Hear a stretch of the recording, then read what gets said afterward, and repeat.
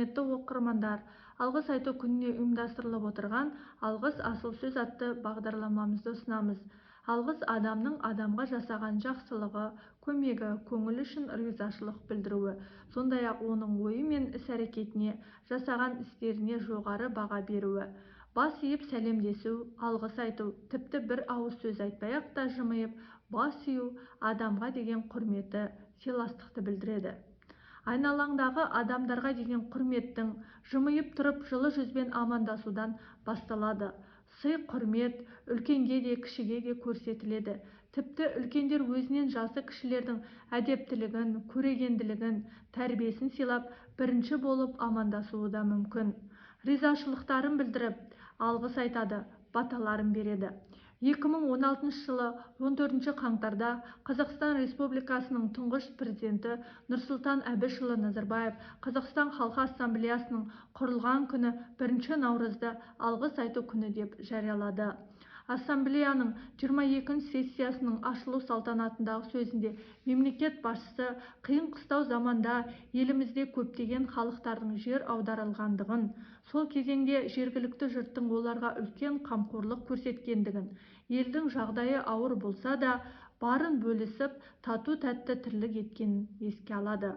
Сталин режимінде әр жылдары өздеріңіз білетіндей халықтар түгелдей жер аударылды.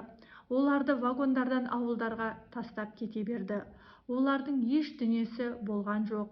Сол уақытта бұл далада өздері мұқтаж бола отырып, оларды саман үйлеріне қабылдаған қазақтар, қазақ отбасылары ғана өмір сүрді, деді елбасы Нұрсұлтан Назарбаевтың осы сөздері алғыс айту күні мерекесінің басты философиялық іргетасы болды. Алғыс айту күні бұл ең алдымен елімізде тыныштық пен үндестік, өзара сенімділік пен барлық қазақстандықтарға деген құрметтің орнығуына негіз болған президенттің бейбітшілік пен келісім саясатының салтанатты күні.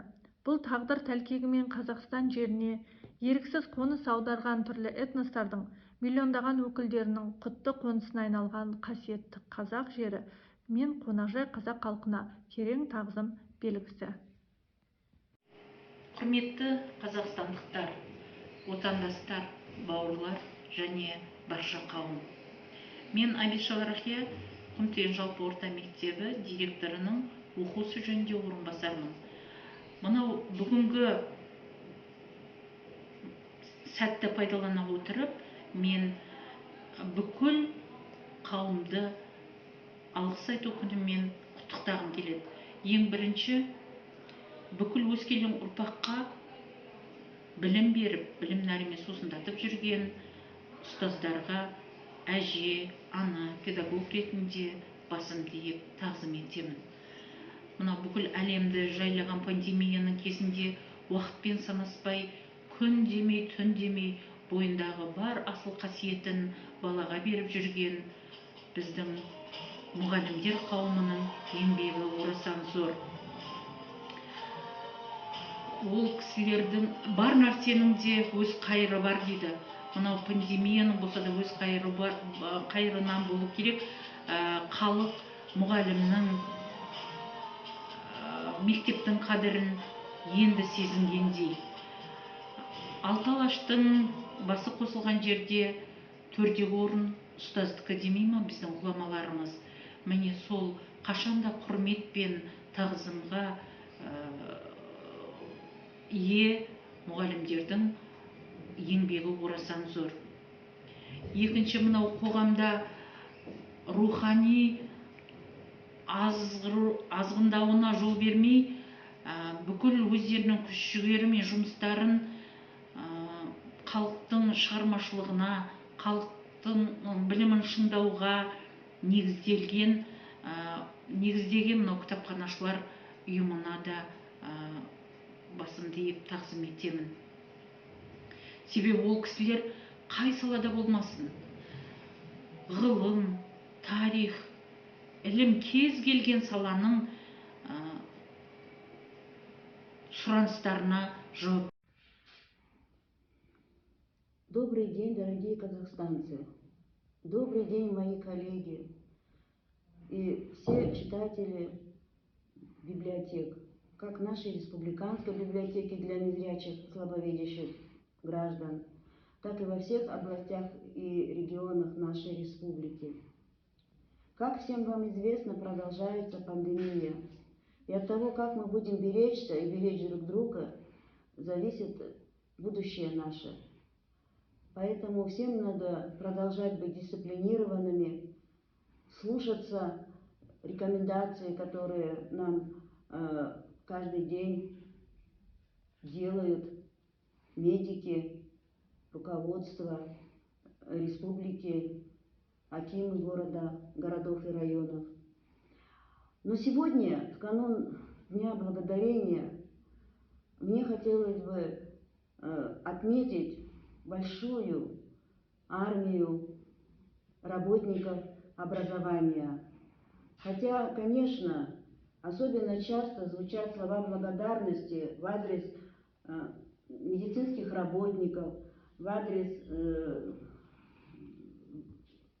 работников внутренних дел, нашей уважаемой полиции. Их вклад в эти годы, в эти дни очень велик. Но не менее важную роль сегодня играют наши уважаемые работники образования, учителя, сотрудники детских садов. В том числе и мы, библиотекари, к этому имеем прямое отношение, потому что мы тоже занимаемся в немалой степени воспитанием, образованием наших читателей, нашего населения. Поэтому моя искренняя благодарность сегодня всем учителям, независимо где они работают, какой предмет они ведут, чем они занимаются, в какой области они посвятили свою жизнь в плане образования, воспитания, духовности и так далее. Поэтому я сегодня вспоминаю и моих учителей, я вспоминаю воспитателей детского сада, моих внуков и моих детей. Я вспоминаю сейчас тех, которые с утра до вечера по онлайну преподают моим внукам. И вижу, как тяжело всем, и тем, которые вынуждены проводить уроки, давать задания, и тем, которые сидят, выполняя эти задания и воспринимая все то, что для них готовят наши уважаемые педагоги. У меня очень большой круг знакомых, близких, друзей, которые преподают не только в общеобразовательной школе, преподают в высших учебных заведениях, в среднеспециальных учебных заведениях. Поэтому, как я понимаю, что от их подхода к своей работе, к своей профессии, от того, как они относятся к сегодняшним задачам и целям, зависит наше будущее. Поэтому я всем педагогам желаю крепкого здоровья, терпения, желаю, чтобы вложенный в наших детей и внуков труд никогда не пропал даром, всегда служил примером, как надо относиться к своей профессии. Материнская благодарность и понимание вашего нелегкого труда. И пусть все это быстрее закончится, и вы снова будете своих учеников, студентов, своих воспитанников в детских садах встречать у входа там, где вы работаете. Удачи вам во всем! Мен Санжар Жаппарұлы Сендияров атындағы Қазақ ұлттық медицина университетінің 3-ші курс студенті Хантөре Диана 1 наурыз келіп жеткен алғыс айту күнімен барша қазақстандықтарды шын жүректен құттықтаймын. Ғасырдан ғасырға жалғай, қыран құстай самға шыт алмай, қазақ елім көркейе берші, бабалардың үмітін жалғай. Өмірге алғыс. Өнегеңді түсіндім бар күшімменен, айналайын тағдырым қасиетіңнен, келіп тұрар бетіме қарлышымменен. Шабыттанған жаныма жауап қатқайсың, ей өмірім, алғысқа алғысыңменен. Еліме алғыс, балаң едім, батаңмен жанатын бағы. Нәтижесі тілектің өзіңнен туған, мұнылыңның ақын боп жаратылғаны. Қол жеткізіп еліме тарту етемін, биіктікті қыранның қанатындағы. Аллаға өлі рахмет, тірлікті мынау жаратқан. Анаға шексіз рахмет, ақ сүт берген толғатқан. Әкеге айтам мың алғыс, ұрпақтар жібін тарқатқан. Бауырға туған рахмет, қолдаған, сүйген, жұбатқан. Ұстазға ұлы рахмет, нәрмен білім сусатқан. Балалық досқа рахмет, қуанған бірге мұңдасқан. Сол жанға айтам мың алғыс, сезім үшін жылатқан. Халқыма туған рахмет, шыңдаған елге танытқан. Заман аға қосып келген мұратын, халық деп ақ жаратқаның бір атын. Қазақ едік даласындай көңілі, пейілінен сауап заулап тұратын. Бетке басып адасқаның айыбын, ағат кетпе, ей ағасы, ей інім. Бәрі де бар, қазір бізде тек қана қамқорсызға жетіспейді қайырым. Санап алғам қалтадағы тиынын, арқадағы жүкті мұтты кейінім. Бүгін бізде бәрі де бар, бәрі бар, тек аздаған жетіспейді мейірім. Көкті тіреп жүрген менен төбеміз, пендең үшін төрім менен көрегіз. Жақсылығын жасырқап біреудің, сынар кезде жамандығын көреміз. Көзге түрік мақтағандан мүлдейбіз, етеміз ғой айға сыңар күнге біз. Көлгірлікпен көңілдерге мұң салып, ақ ниетпен айта алмаймыз, шын дейміз. Мейірімге құйған соң ба тапшылық, жатады көп бас жарылып жақсының. Жақсысың деп айтсы екен деп тұрамыз, жасамаймыз бірақ ылғи жақсылық. Өшіп бара жатса дағы бір үміт, сыр ұқпаймыз жанна оның үңіліп. Айналадан тек жылы сөз күтеміз, бер алмаймыз жүректерге жылылық. Өмір деген тек бір сәттік бұл шырақ, жылт-жылт етіп сол біздерді тұрсынап. Көңілдерден көктеміз деп жүреміз, ал ешкімге сыйламаймыз нұр шуақ. Адам үшін көтер алсаң орамдыз, мұндай сәтте бойға берер құран күш. Тірліктегі мың күнәңді жояды, шын пейілді елден алған бір алғыс.